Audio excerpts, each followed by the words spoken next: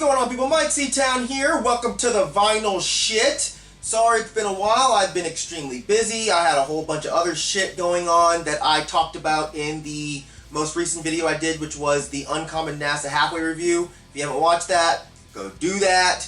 I'm gonna be changing up my vinyl videos just a little bit. No, don't get crazy, don't get crazy. What I'm gonna do, because I need to stop buying as many records as I normally buy, because I need to start saving up money, because I'm going to be going to Costa Rica in January, so I can't keep spending all of my expendable income on records. But I will still be buying records because it's like a fucking drug, and I'm like an addict shooting that shit in my veins, man. Be calling me, bro, be calling me. So what I'm going to do is, I realized I never showed any of my 7-inches, and I've gotten a lot of requests for those lately, which is really weird. I don't know why. But I'm going to show like maybe 5 records and then like 5 7-inches in these videos until I get through, because I have quite a few 7-inches. So yeah, that big spiel out of the way, let's get started. First record I'm going to show you, this is Current 93, This Ain't the Summer of Love. And what this is a recent release from Current 93, but it's super limited to 313 copies. I have number 82. This is a live recording from 1987 of some of their classic, more droney material. Also, this contains some of the first live performances of tracks from Swastikas for Noddy, which is really cool. This is an audience recording, but it actually sounds really good. But yeah, here's the front cover. And this is the back cover where my bae, David Tibet, one of my biggest idols, he signed this straight to me because he's fucking amazing and he's awesome and stuff. If you're a Current 93 fan, make sure you pick this up because it's definitely worth it. Next record I'm going to show you, this is Current 93 Swastikas for Noddy / Crooked Crosses for the Nodding God. What this is a recent repress of the record that actually got me into Current 93. This record actually changed my life and my perspective on music. And what it is it's insanely weird psychedelic neo-folk mixed with some like really noisy and tribal industrial.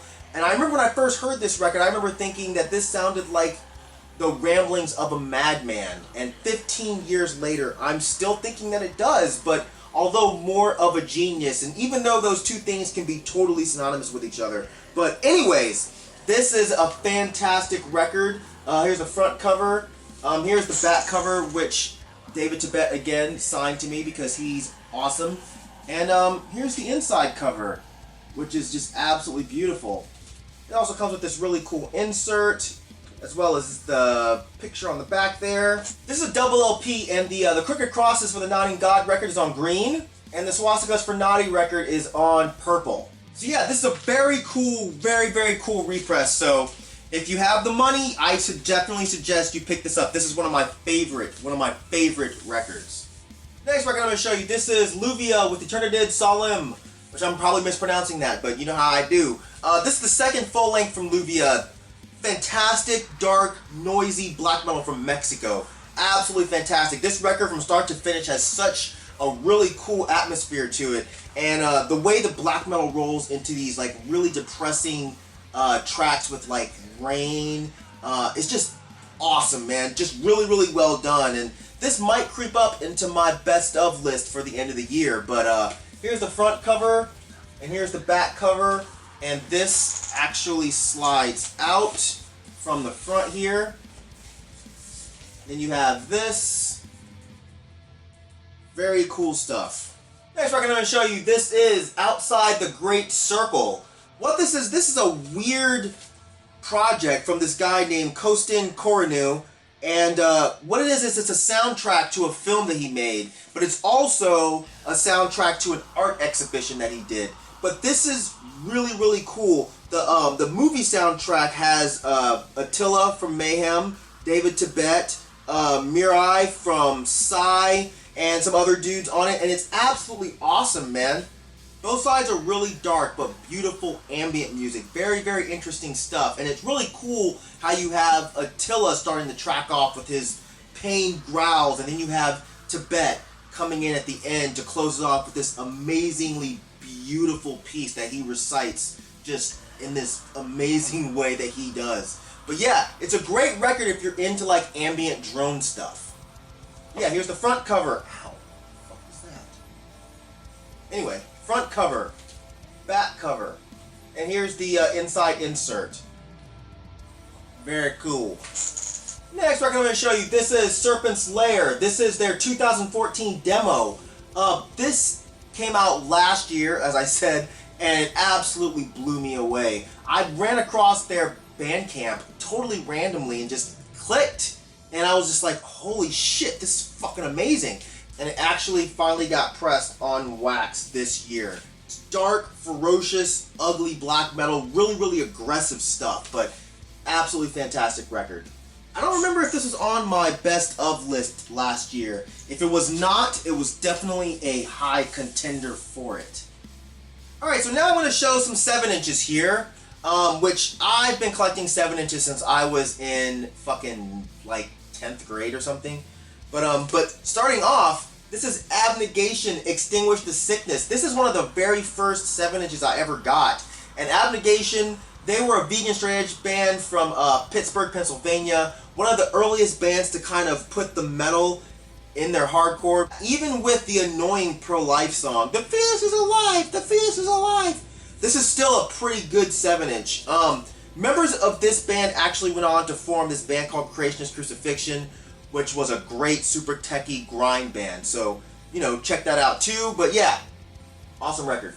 Next record I'm going to show you, this is the Abnegation chapter split.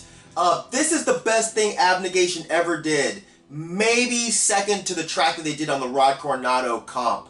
But this is some great shit. This was metal hardcore at its finest for 1996. Just super fast, like at the gates style riffs, and just great vocals, man. Force open your eyes as the razor graces your throat. Good shit. And the Chapter side. Chapter was another band from Pennsylvania. I remember seeing them in '95 in Cleveland and thinking that they were absolutely amazing, but the guitarist and the singer from Chapter were, along with Paul from Abnegation, they're the ones who started up Creationist Crucifixion, and that is until one of the guitar players for Creationist Crucifixion decided he was Christian and went on to play in Zao. Just some extra tidbits for you to do with as you please. But yeah, Abnegation Chapter split, good stuff. Next record I'm going to show you, this is the Acheborn Demon Lover 7 inch. Honestly, this isn't very good.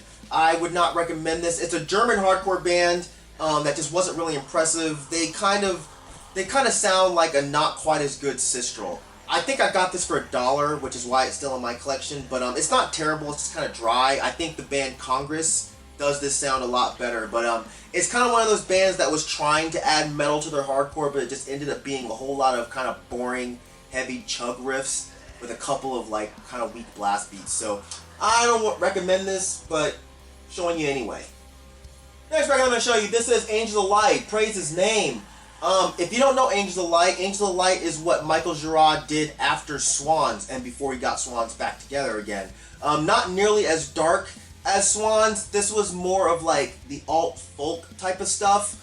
Girard's signature style of like strumming guitars, but it also had some really pretty piano work and some great background harmonies. But Girard sounds a lot more hopeful and a lot less scary on this than he does with any of the Swan stuff. But yeah, as far as I know, this is the only 7 inch that Angels of Light ever did, so I think it's relatively rare. So if you ever see this lying around, pick it up, because the other song besides Praise Your Name was actually on New Mother, but the song God's Servant, I'm pretty sure that this is the only thing that song is on. So if you can find this, it's definitely worth the money.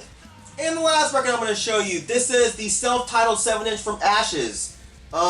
I talked about Ashes before. They were one of my favorite emo bands from the 90s. They were from DC, and the guitar player was actually Brian McTernan, who was in another band called Battery. He was also in another band called Damnation, and from what I hear, he's now a successful like studio engineer. But the main part of this band was, to me, Elena Richie, who I had and have the biggest crush on. I actually just posted about her on Instagram today. So if you're not following me on Instagram, make sure you do that. Myke Town, shameless plug. But yeah, this is some great shit. She was the girl that every single hardcore boy back in the day wished would marry us right then and there. But yeah, fantastic band. I actually have 2 copies of this. As you can see, they're different colored covers. I'm assuming one's a first press and one's a second or third press. I don't know which one is which, and I don't care. But this is a awesome record. If you can find this for a decent price, you should definitely grab it. If you like old school emo, I'm not talking about any of this new school shit. I'm talking about like the foundations of emo, like the older shit, like the stuff with like heavy guitars and melodic vocals, the stuff that didn't sound like a bunch of contrived bullshit. All right, that was my era of emo. So yes, this band rules. So that's it for this edition of the Vinyl Shit. Thank you for watching, and as usual, thank you for living, thank you for loving, thank you for being you, and I will see you guys very soon. Aight? Peace, bitches!